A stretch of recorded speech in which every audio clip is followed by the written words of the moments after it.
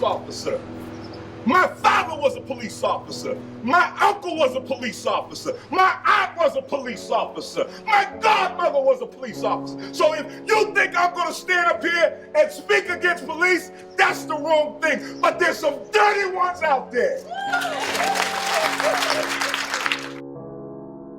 I think the media tends to highlight some of the negative things that take place rather than all of the positive, peaceful protests that people have been doing for the past few years. And so that people think that maybe it's a violent movement or that it deserves some kind of backlash that it certainly doesn't. I think the majority of people are begging you to realize that we are human and that we matter.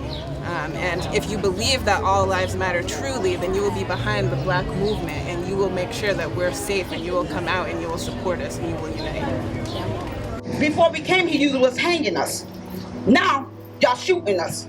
We just made it easier for you. The job is less. But I'm going to stand here because I got Black sons and I'm raising Black babies and everything like that. And I want my babies to be able to say what they want to say and not be scared to say it. Yes, it's black and white. Yes, it's black and brown. Yes, it's blue. But guess what? When we bleed, we all bleed red.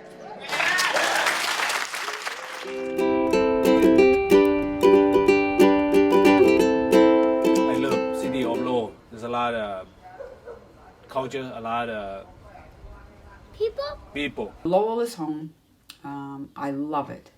I love the diversity now more than anything. I think that's the most appealing part.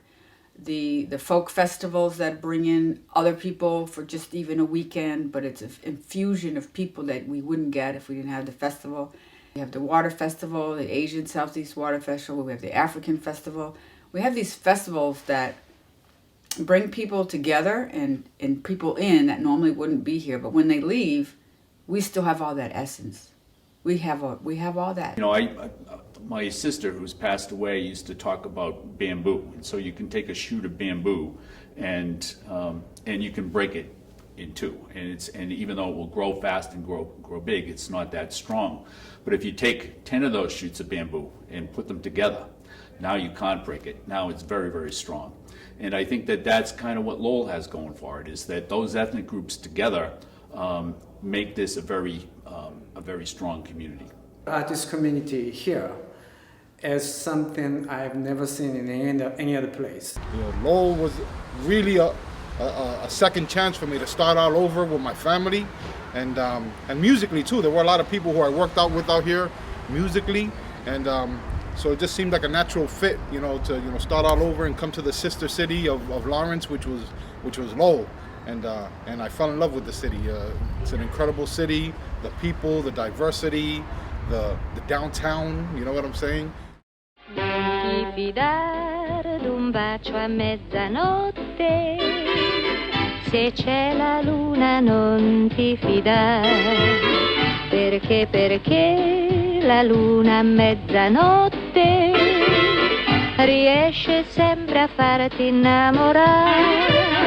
Non ti fidare di stelle e galeotte che invitano a volersi amare.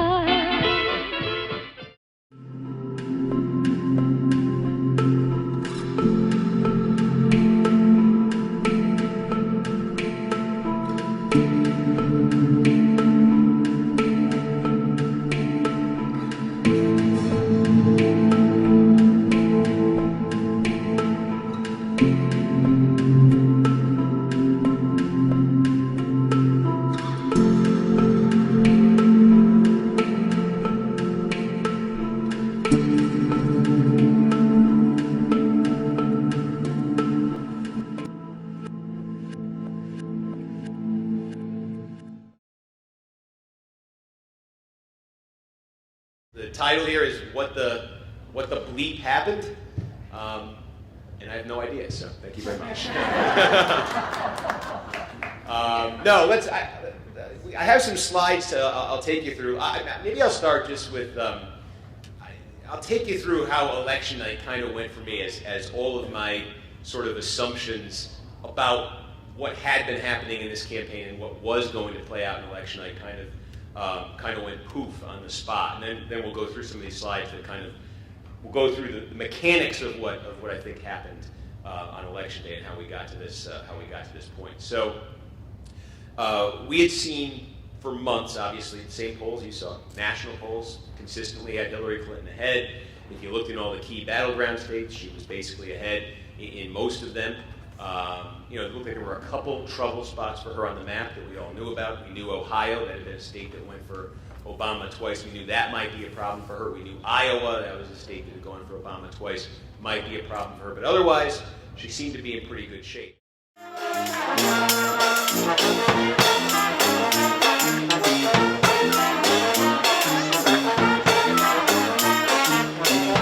Tom, how are you? Awesome. This is absolutely exciting. There's a lot of energy down here, some zany things going on behind us, but I'll tell you what, pretty exciting place to be, the city of Lowell, nowhere else. We're here at the Songet Center at the maddening mud pit. It looks like the racers are just about to make their way through.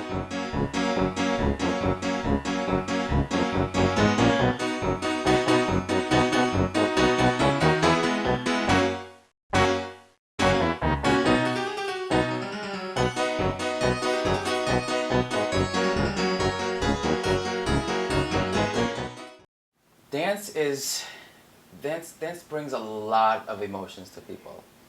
It brings sadness, it brings joy, it brings happiness. And part of the reason why we do Dance for Peace is to bring peace. So the event itself is a youth-led event. So most of the event is put together by the youth. So we even have MC, people on a microphone with youth. We have front desk, sign-on sheet, who's led by youth. We have ushers who are youth. We have performances, 99% of them are youth. So for the audition piece, we want people to represent their dancing and to show the community why they're up on stage.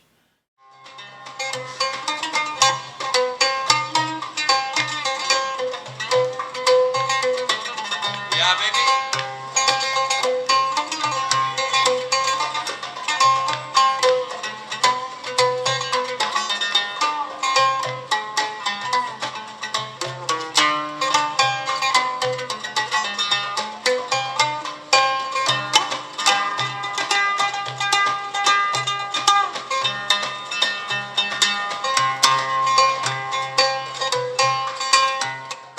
Think of those who have given their lives for our country.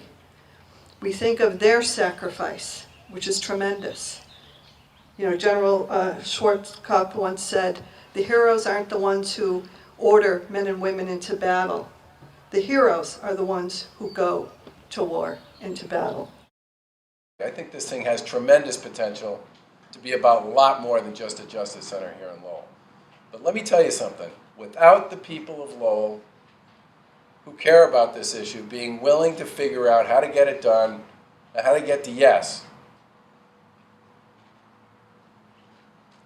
it's probably not happening right now. So you should give yourselves all a big round of applause. Thank you very much.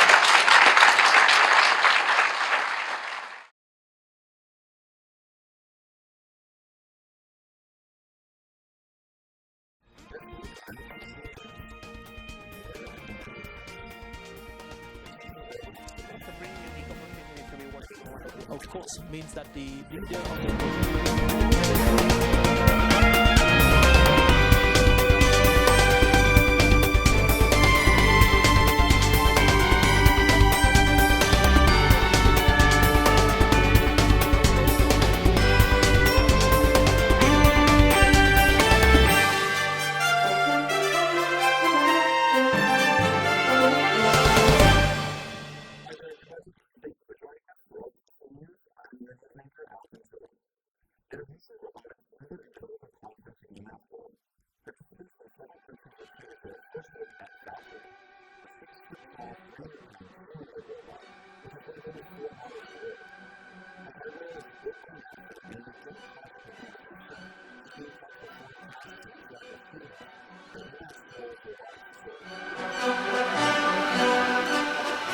We are developing systems for the robot to allow it to walk, balance, manipulate objects, perform tasks that would be performed, say, on the space station or in a shelter later, in another planet. They want this to culminate in one of them being able to go to Mars and set up a habitat for humans. One thing that our lab really focuses on is human-robot interaction, meaning the way that a person can communicate and interact with a robot, either when they're co-located, meaning they're together, or when they're remote. Valkyrie is going to be a very remote robot, right? The idea is going Earth to Mars or somewhere in space. So what we're really focusing on is ways we can interact with her and see through her eyes. I've been recently working on getting Valkyrie to be able to tell where the floor is, which is useful when you're teleoperating her, because if you want her to tell Valkyrie just like walk over there, she can do decisions like there's a step in the way, should I actually go around it? Maybe it's big enough that I can actually step over it and walk on top of it. So what we're focusing on is a way that a human can give her commands that she can understand and interpret to act autonomously. In a vast and empty meadow, somewhere up in Maine, spirits of our loved ones dance across the celestial plain, and the thoughts like these, the fantasies, are all that pull us through. To think that one day you and I will be living up there too.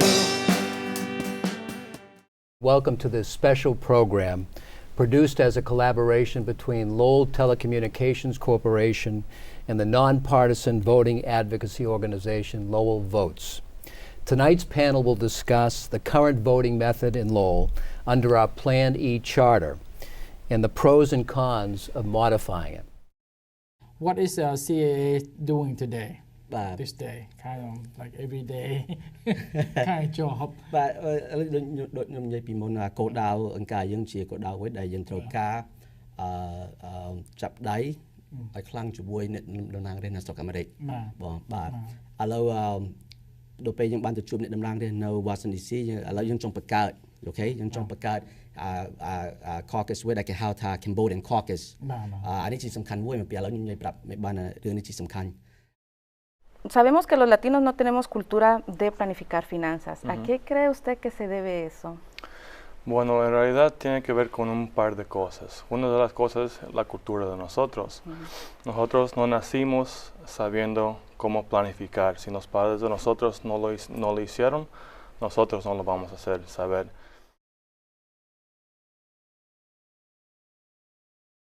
Hello and welcome to the City Council synopsis for the meeting of October 4th, 2016. Did someone say floating movie screens, water taxis, ice skating? Yes, I did, just now. But more importantly, so did members of the Lowell Waterways Vitality Project. Members of the group gave an impressive and colorful presentation on the potential to increase recreation and boost economic development, taking advantage of Lowell's 5.6 miles of canal. In addition to the previously mentioned ideas brought forth, the group spoke about increased illumination to beautify the canals, but to also increase security and activity. All of the council members in attendance spoke glowingly about the project. Councilor Mercier at one point said she is out of her mind with excitement. I am so out of my mind with excitement. And quoted God in proclaiming, "Let there be light." Let there be light. And God said, "Let there be light." And there was light. A few kinks still need to be ironed out. For instance, Enel Green Power, a private energy company, still owns portions of the canal. The group made it clear that it will need to work with the city's legal department to figure that part out. Funding is another issue. The project is estimated to cost between $5 and $10 million and will take about 5 years to complete. The group hopes to take advantage of grants and will be seeking donations. There will be a public meeting concerning the project at UMass Lowell's Innovation Hub on October 27th. For more information on this project, visit lowellheritagepartnership.org. From canals to the Canaligator, Lowell Spinners owner Dave Heller addressed the council on the current state and the future of the Lowell Spinners. There's probably a more creative transition from canals to baseball, but I couldn't come up with anything. If you think of one, leave it in the comments section on our Facebook page. If you're watching on cable, just shout it out loud at your TV. We're always listening here at LTC.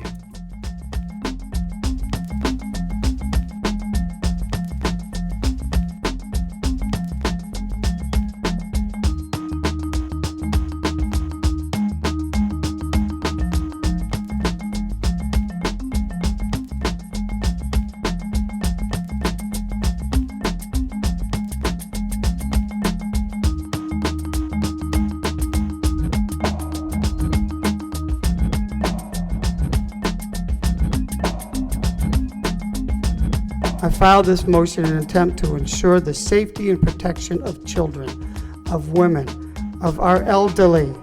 What I'm not saying here is that the transgender community are predators. I don't believe this to be the case at any level.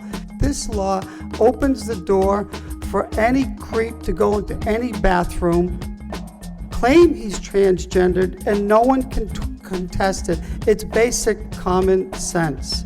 To those who think that those of us... All right, look, I've been really patient. We listened to 20 people come into the microphone and speak. If we can't have silence, or if we're gonna have constant outbursts through the first speaker before we get to any more, we're gonna have to clear the chamber, which I really don't wanna do. Go ahead, Council. Let me turn my fear into reality for you. 3 days ago, a 33-year-old man grabbed a little girl in a bathroom at a restaurant. He strangled her unconscious, dragged her into the bathroom stall. 3 days ago, an 8-year-old girl. Transgender people have been using public restrooms for years, and it is not them that makes restrooms unsafe. And I think this worry is not really a real worry. I think it's transphobic. It is not fair that because a criminal attacked a girl in a room that I now have to feel unsafe in a men's locker room at work. What happens when I get abused? What happens when the shoe is on the other foot and in turn this all happens to me?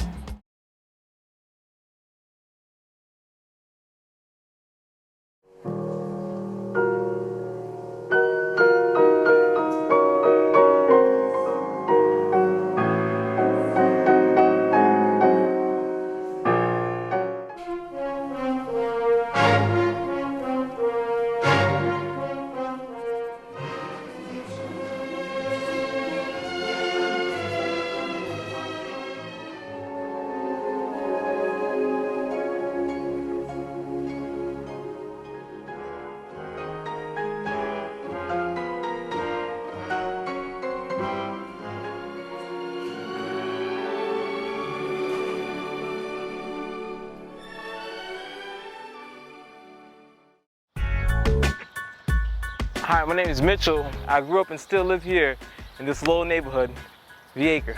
Kids here often watch their parents struggle to make ends meet, which usually leaves little to no money left over for out-of-school enrichment activities that can really make a difference in that child's life. Learning video production through a program at LTC was eye-opening. I loved everything about it. The technology, the creativity, and the different ways that it allowed me to express my point of view. And now I'm earning money doing video production for Middlesex Community College. But more kids could be reached with a year-round free program geared just for them. So next generation producers at LTC could teach video production to about 45 low-income youth in its first year. But we need to raise $6,000 in order to get this program off the ground. Your donation of any amount will be greatly appreciated. I'm excited to learn what Lowell's next generation of producers have to teach us. Thank you.